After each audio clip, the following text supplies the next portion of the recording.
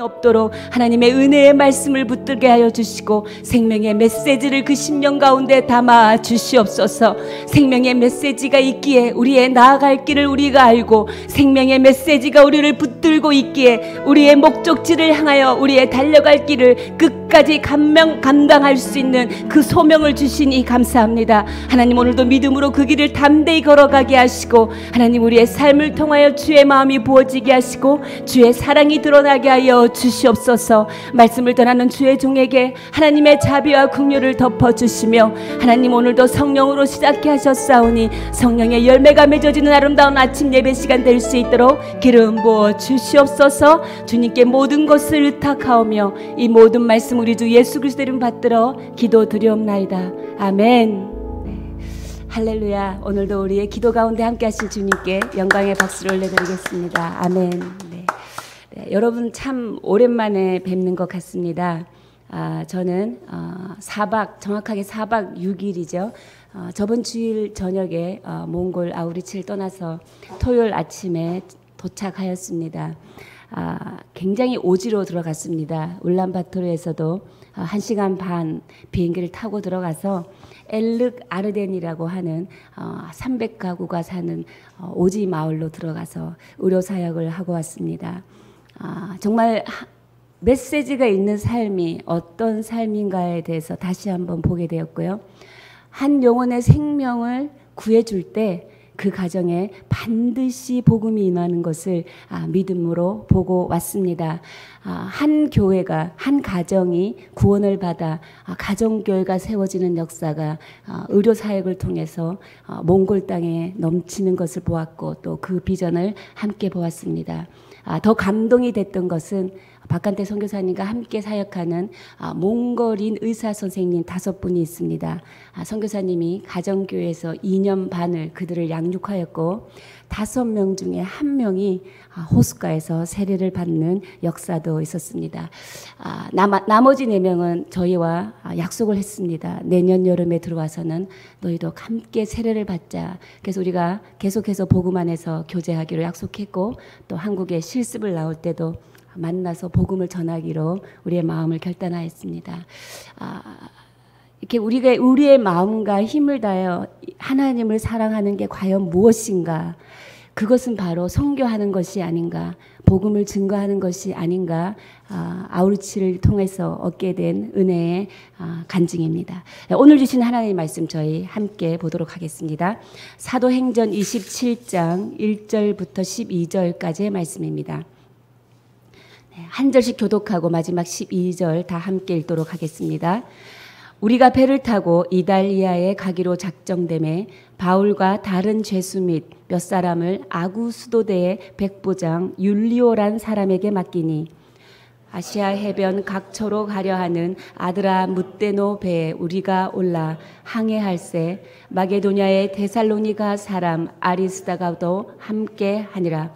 이튿날 시돈에 대니 율리오가 바울을 친절히 대하여 친구들에게 가서 대접받기를 허락하더니 또 거기서 우리가 떠나가다가 맞바람을 피하여 급으로 해안을 의지하고 항해하여 길리기아와 밤빌리아 바다를 건너 루기아의 무라시에 이르러 거기서 백부장이 이달리아로 가려 하는 알렉산드리아 배를 만나 우리를 오르게 하니 배가 더디가 여러 날 만에 간신히 니도 맞은편에 이르러 풍세가 더 허락하지 아니하므로 살몬의 앞을 지나 그레데 해안을 바람막이로 항해하여 간신히 그 연안을 지나 미항이라는 곳에 이르니 라세아시에서 가깝더라.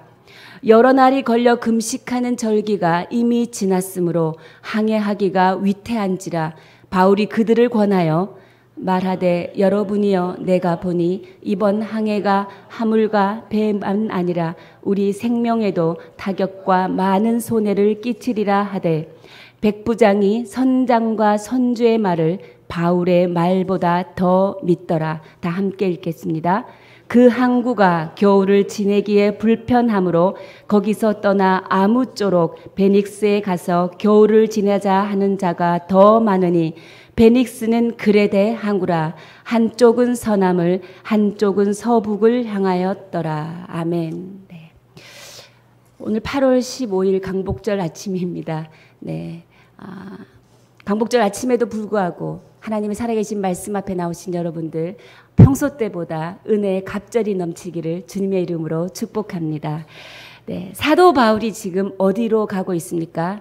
제수의 몸으로 가이사 앞에 서기 위하여 배를 타고 로마로 호송되어 가고 있습니다. 내일 본문에 보면 배를 타고 가다가 우리가 잘 아는 유명한 유라굴로라는 광풍을 만나지요. 그 광풍을 만난 사건이 성도들에게 그리고 사도 바울에게 그리고 그 배를 탄 선원들에게 배를 탄 모든 사람들에게 개인적으로 어떤 인생의 메시지가 있었을까를 살펴보는 것이 오늘과 내일의 본문 사도행전 27장의 주 말씀이라 하겠습니다. 1절부터 3절까지를 여러분 눈으로 따라가면서 보시겠습니다. 1절을 보시면 우리가 배를 타고 이달리아에 가기로 작정됨에 밑줄 치시기 바랍니다. 작정이 되었다라는 것이죠. 하나님께 붙들린 인생은 목적지가 정해져 있습니다. 그 목적지는 하나님이 섭리 가운데 인도하신다는 것이죠. 오늘 여러분이 하나님의 말씀에 붙들린 바 있다면 여러분의 인생의 목적지는 하나님께서 정해 놓으셨습니다. 그래서 하나님께서 작정하셔서 여러분을 이끄십니다. 어떻게 성령의 역사하심으로 성령의 이끌림 받은 인생으로 될 수 있도록 주님께서 여러분의 인생을 이끄심을 믿으시기 바랍니다. 사도 바울이 로마로 향하는 그 길, 어떤 길입니까? 타인에 의하여 이끌려가는 길이 아니지요. 스스로 죄인이 되어 매어가는 길입니다. 스스로 결박당하여 감옥에 갇히는 그 일을 향하여 걸어가는 것입니다. 예수님이 십자가의 길을 걸어갈 때 제자들이 이해하지 못했죠. 하나님이 계획하시고 예수님이 자원해서 걸어가는 그 길을 제자들도 이해 못했습니다. 오늘 역시 바울 마찬가지입니다. 바울의 로마행 역시 하나님의 계획 아래 작정하셔서 복음을 위해 스스로 결박당하는 길을 걸어가고 있다라는 것입니다.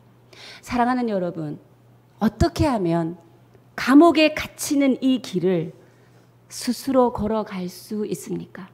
사도 바울이 이 길을 걸어갈 수 있는 힘은 과연 무엇인가에 대해서 한번 생각해 보기로 하겠습니다. 이것은 바로 예수 그리스도를 구주로 영접한 사람은 자신을 유익을 구하며 살지 않기 때문입니다. 사도 바울은 예수 그리스도를 살아계신 부활하신 예수 그리스도를 만났던 사람이죠. 살아계신 예수 그리스도, 부활하신 예수 그리스도를 만난 사람은 이제 더 이상 자신의 인생의 주인이 자신이 아니기 때문입니다.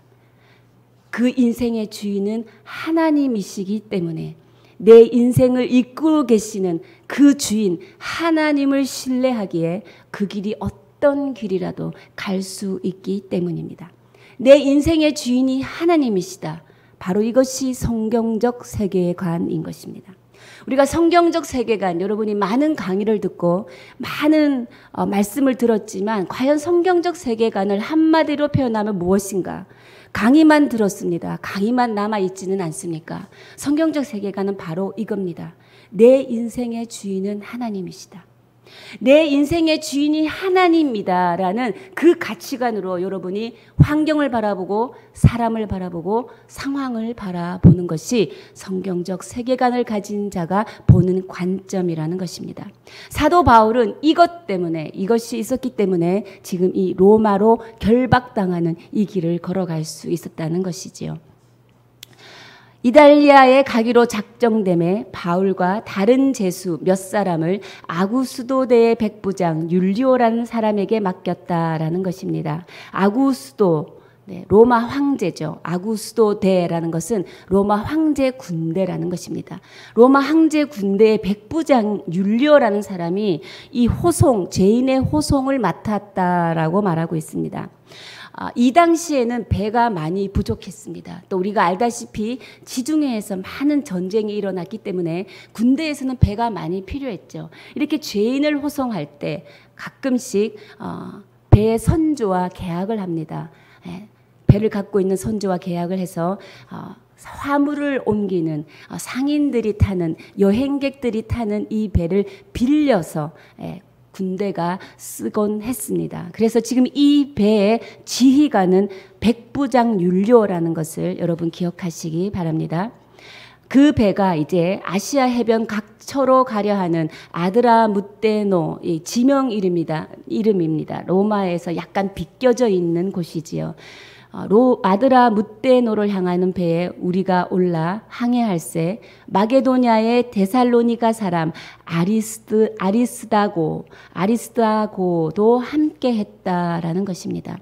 아시아 해변 각처를 지금 거쳐서 가는 배이지요. 이것은 무엇을 뜻하냐면 이 배가 큰 배가 아니라는 것입니다. 큰 배는 수심이 깊은 곳을 갈 수 있기 때문에 직진 항로, 지름길을 지날 수 있는데 지금 이건 작은 배이기 때문에 여러 수심이 얕은 해변 연안 항구를 거쳐가야 한다라는 것입니다. 그 거쳐가는 항로 가운데 누가 있었습니까? 데살로니가 사람 아리스다고가 있었다라고 합니다. 여러분, 아리스다고 여러분 들어보셨죠? 어떤 사람입니까? 이렇게 하나님께 붙들린 인생이 걸어가는 여정에는 하나님께서 하나님의 동력자를 붙여준다라는 것입니다. 여러분이 하나님의 말씀에 붙들린 바 인생을 살아가시고 계십니다. 그러면 하나님께서 그 목적지에 잘 도착할 수 있도록 여러분을 돕는 동력자를 하나님께서 붙여주신다는 거죠. 아리스다고는 누구였나라는 것이죠. 그는 의리의 화신이었습니다. 아리스다고의 이름이 나타난 현장에는 어떤 일이 일어났습니까? 바울이 감옥에 붙잡힐 때마다 대신 붙잡혀 같이 갇혀 있었던 자입니다. 그리고 대신 매를 맞았던 사람입니다. 대신 고난을 맞던 사람입니다. 그래서 사도 바울이 이 아리스다고를 뭐라고 표현했습니까? 나와 함께 갇힌 자 된 아리스다고라고 표현을 했죠. 목숨을 같이 걸었던 의리의 인물이었다는 것입니다. 로마가 얼마나 먼 거리입니까? 그 제수의 몸으로 끌려가는 그 친구와 동행하고 있는 아리스다고를 우리가 볼 수 있습니다. 한 사람이 세워지기까지, 한 인물이 도드라지게 세워지기까지는 이렇게 이름 없는 한 사람의 헌신이 있다라는 것이지요. 무슨 일이든 한 사람으로 가능하지 않습니다. 하나님께서 이 말씀으로 이 기독교를 공동체로 부르신 이유가 있는 것이지요. 우리는 그리스도의 한 몸이 되어서 각자 지체로 모여서 하나님의 역사를 더 풍성하게 이루어 나가는 공동체를 이루고 있다는 것입니다.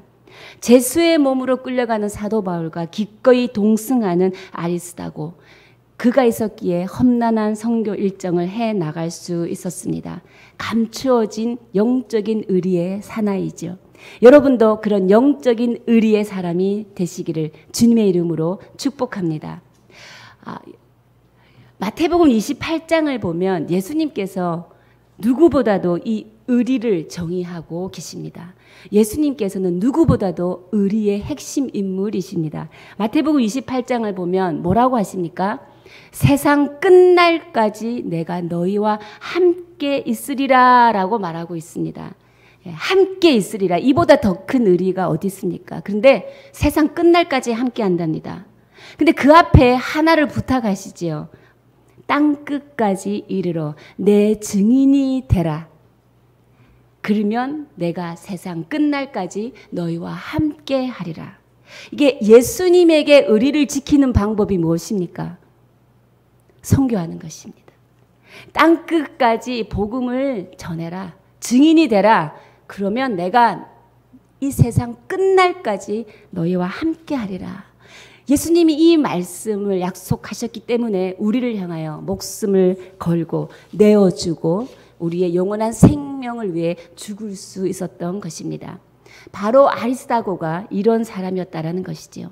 3절, 4절, 5절에 보면 계속되는 항해 여정을 볼 수 있습니다.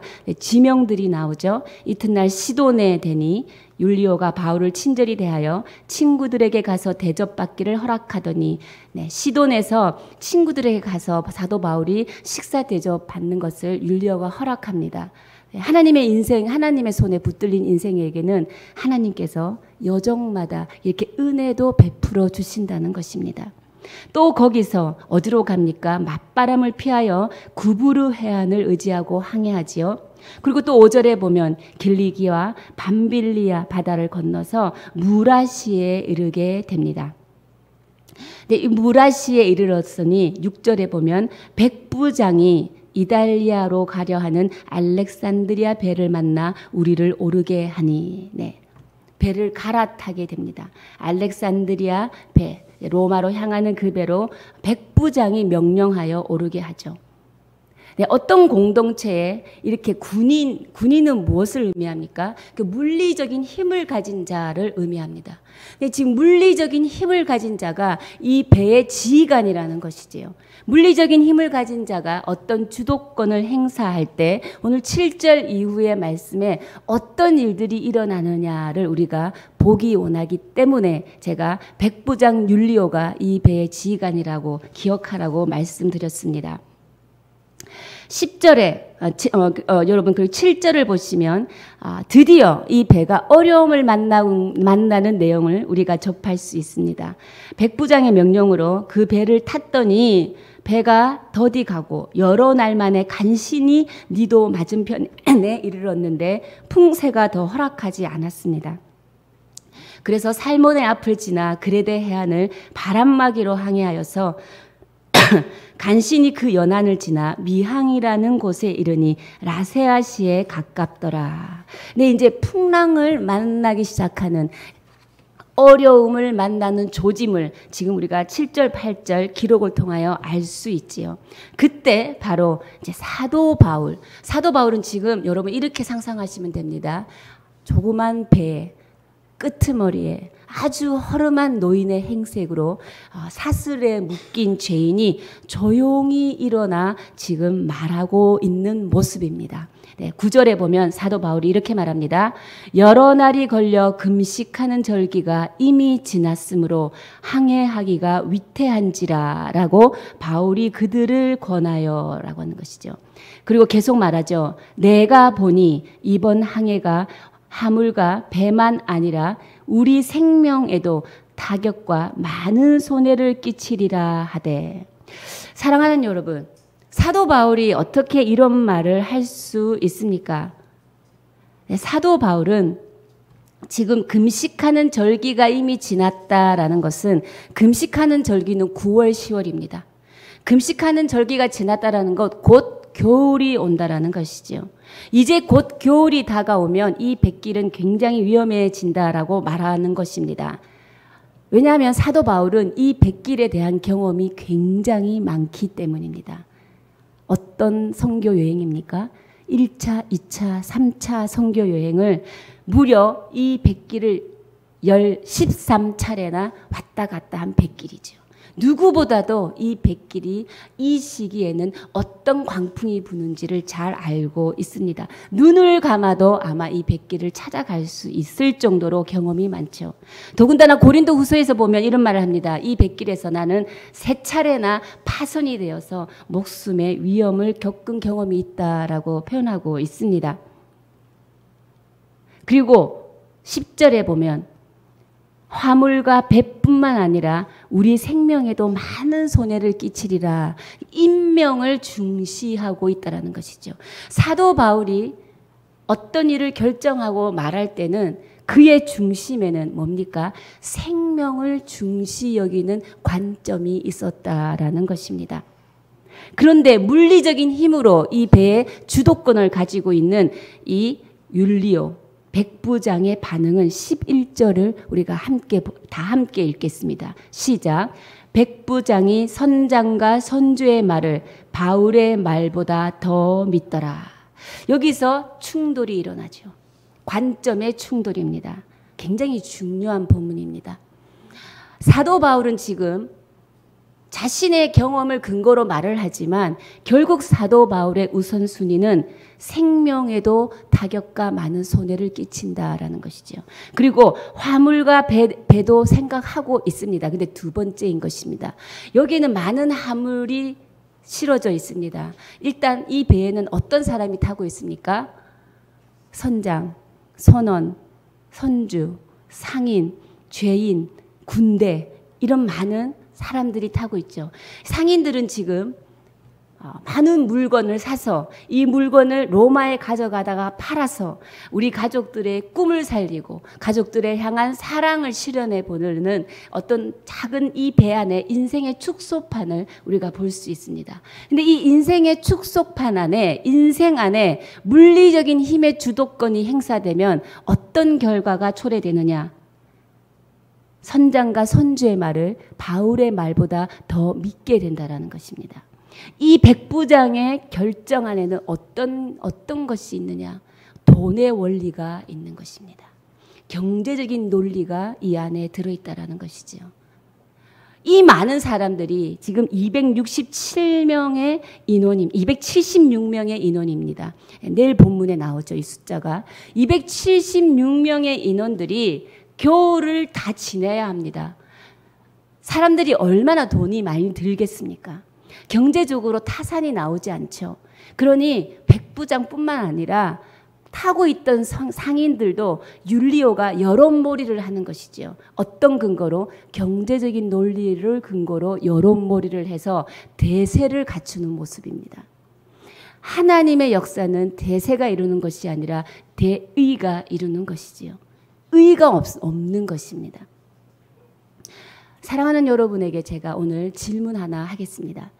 여러분은 어떤 결정을 하실 때, 어떤 선택을 하실 때 무엇을 우선순위로 근거를 해서 결정하고 선택하십니까? 오늘 이 질문이 제가 오늘 본문을 통하여 한 묵상의 포인트입니다. 오늘 말씀의 제목도 우선순위를 어떻게 세우는가라는 것이 오늘 말씀의 제목이지요. 우선 성경에서 우선순위의 원칙을 말하고 있다라는 것이지요.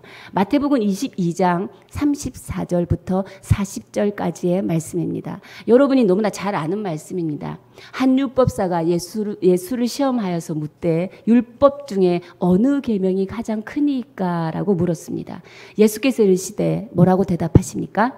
내 마음을 다하고 목숨을 다하고 뜻을 다하여 주 너의 하나님을 사랑하라.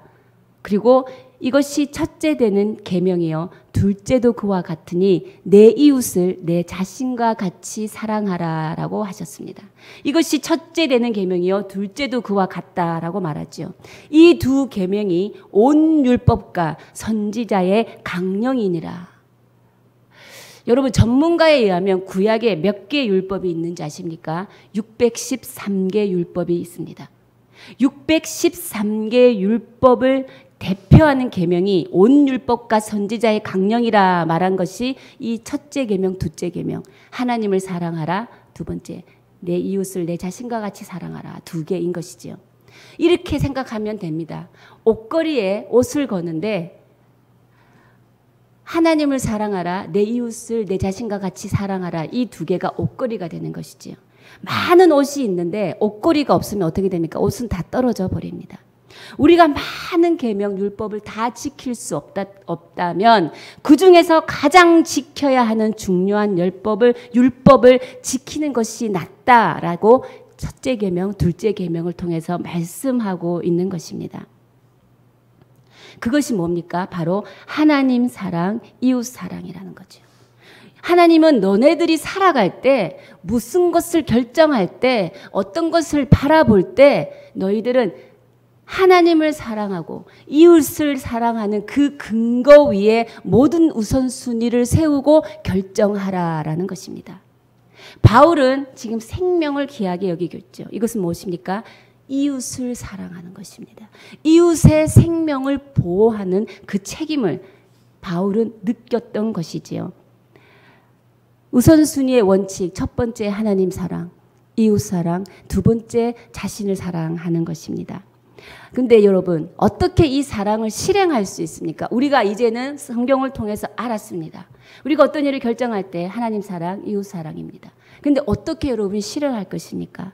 제가 공식을 하나 만들었습니다. 사랑의 실현 공식 이꼴 마음의 동기 곱하기 구체적 활동입니다. 사랑을 실현하려면 마음의 동기가 있어야 합니다.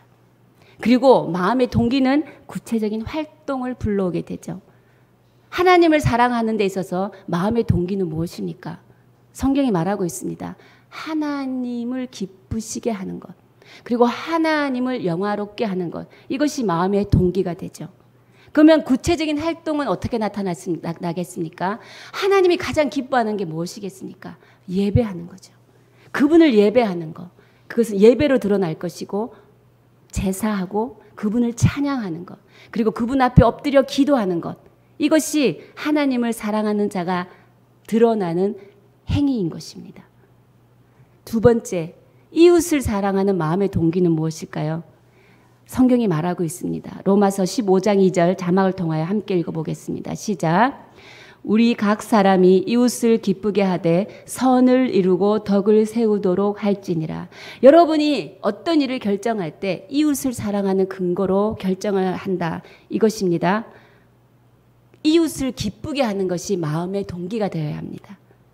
이웃을 기쁘게 하는 것이 마음의 동기가 되면 구체적인 활동은 무엇입니까? 선을 이루고 덕을 세우는 것이 구체적인 활동이 되어야 하겠지요.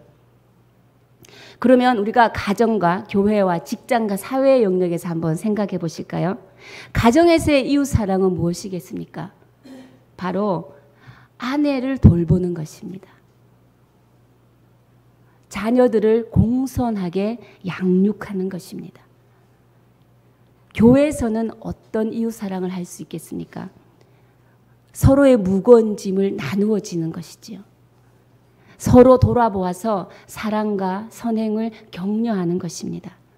그리고 궁핍한 이들, 가난한 자들을 돕는 일일 것입니다. 그리고 각자 은사 받은 대로 봉사하고 그 은사를 존중하는 것일 것입니다. 직장에는 어떤 일로 우리가 이 이웃 사랑을 근거하여 행동하고 선택하고 결정할 수 있겠는가? 하급자들을 압제하지 않는 것이지요. 그리고 내가 어떠한 결정을 할 때 나의 유익을 구하지 않는 것입니다. 재정적인 투명함을 유지하는 것이지요. 사회에는 어떠한 이웃 사랑을 할 수 있을까요? 저는 세금을 잘 내는 거라고 생각합니다. 의도적인 탈세를 하지 않는 것, 깨끗한 것, 그리고 지금 권위자에 대한 순종인 거죠. 그 하나님이 허락한 권위에 대한 순종입니다. 이렇게 우리가 어떤 일을 생각하고 결정하고 행동으로 옮기고 선택할 때 무엇을 우선순위로 여러분이 결정을 하시냐라는 것이 오늘의 포인트인 것입니다. 백부장은 돈의 원리였습니다. 이번에 몽골 갔을 때 선교사님이 말씀하시기에 몽골은 부정부패가 만연할 정도가 아니라 그냥 부정부패의 나라라고 안타깝다고 기도해 달라고 부탁하셨습니다. 공직자가 도로를 하나 닦는 것을 맡게 되면 재벌이 된답니다. 네, 5cm 아스팔트에 두께로 깔아야 한다면 2cm만 까는 것이지요. 3cm는 인마이 퍼킷을 하는 것입니다. 그러면 어떻게 됩니까? 부실공사가 되는 것입니다. 부실공사로 하면 도로가 무너지게 되죠. 도로가 무너지게 되면 지나가는 인명이 손상이 되는 것입니다. 그들의 결정에는 우선순위, 하나님 사랑, 이웃 사랑이 없는 것입니다. 오로지 자기 유익만을 구하는 결정이며 경제적인 논리와 돈의 논리만을 작용하고 있다라는 것입니다. 오늘 우리는 이 본문을 통하여서 다시 한번 내가 살아가는 삶을 통해서 결정을 하고 선택을 할 때 하나님 사랑하고 이웃을 사랑하는 그 메시지로 모든 결정을 할 수 있도록 하나님 은혜를 더하여 주십시오. 그런 인생 살아갈 수 있도록 하나님 붙들어 주시옵소서. 우리 마음 가운데 하나님을 내 마음과 뜻과 힘을 다하여 사랑하고 내 이웃을 내 몸과 같이 사랑할 수 있는 그 마음을 회복하게 하시고 구체적으로 그들을 향하여 행동하고 활동할 수 있는 내 삶이 되게 하여 주시옵소서라는 것이 오늘 우리의 기도 제목인 줄 믿습니다. 그렇게 살아가기를 주님의 이름으로 축복합니다. 우리 함께 기도하시겠습니다. 살아계신 하나님 감사합니다. 오늘 우리가 주님 앞에 엎드려 기도하는 것은 하나님, 오늘 하나님의 마음을 다시 회복하게 하여 주십시오. 하나님, 주님께서 주신 가장 중요한 두 계명, 오늘 다시 기억하는 하루가 되기를 원합니다. 우리의 마음을 다하여 뜻을 다하여 힘을 다하여 하나님을 사랑하겠습니다. 그 하나님을 사랑하는 마음으로 하나님 우리의 삶에 예배가 넘치게 하시고 찬양이 넘치게 하여 주시고 주님 앞에 무릎 꿇고 기도하는 시간이 넘치게 하여 주시옵소서. 주님, 우리 또한 내 이웃을 내 몸과 같이 사랑하라고 하신 그 계명 붙들고 살기를 원합니다. 주님, 이웃의 아픔을 외면하지 않게 하여 주십시오. 복음을 거절한 이웃에게 오늘도 복음을 전하는 자가 되게 하여 주십시오. 예수님께서 네가 땅끝까지 내 복음의 증인이 되리라. 그리하면 내가 너희와 함께하리라고 하신 그 예수님의 의리 오늘 우리의 삶을 통해 지켜내는 하루가 될 수 있도록 하나님 성령을 부어주시고 기름 부어 주시옵소서. 예수님을 향한 우리의 믿음으로 살아가는 하루가 될 수 있도록 인도하여 주시옵소서. 우리 함께 기도하며 고백하며 나아가시겠습니다. 좋으신 하나님 감사합니다. 하나님 그렇습니다. 오늘 내 이웃을 내 몸과 같이 사랑하라. 하나님 그렇습니다. 하나님 이웃의 아픔을 외면하지 않으며 하나님 오늘도 나의 가정 가운데 오늘 허락하신 남편을 주로 섬기며 하나님 우리 자녀들을 공손히 하나님의 말씀 안에서 인격적으로 양육함을 하나님 실천하게 하여 주십시오. 아버지 직장 가운데서도 화목해 하는 자로 세워지게 하여 주시고 아버지 청렴 결벽하여 깨끗한 자가 되어서 재정적으로 투명한 자가 되어서 하나님의 이름을 높이는 자가 되게 하여 주십시오. 하나님 그리고 우리의 사업장 가운데서도 하나님 정직이 먼저 우선이 되게 하여 주시고 아버지 이 나라와 이 민족 가운데 하나님이 세우신 위정자들의 권위를 인정하며 하나님 우리가 성실하게 정직하게 아버지 이 대한민국의 국민으로 하나님 우리가 책임져야 되는 모든 책임을 성실하게 책임질 수 있는 주님의 아름다운 백성이 되게 하여 주시옵소서. 하나님 우리가 어떤 일을 선택하고 결정할 때 하나님 주님을 사랑하며 이웃을 사랑하는 근거로 세우게 하여 주시고 하나님께 붙들린 그 인생 우리가 걱정하지 아니하도 우리가 근심하지 아니하도 하나님께서 우리의 인생의 목적지로 하나님께서 작정하여 인도하심을 믿습니다. 하나님 그 모든 여정 가운데 하나님께서 은혜를 베푸심을 믿습니다. 하나님 도와주는 동력자도 붙여주심을 믿습니다. 하나님 우리가 두려워하지 아니하고 나아가게 하여 주시옵소서. 하나님의 영광이 우리의 삶을 통하여 드러나게 하여 주시옵소서.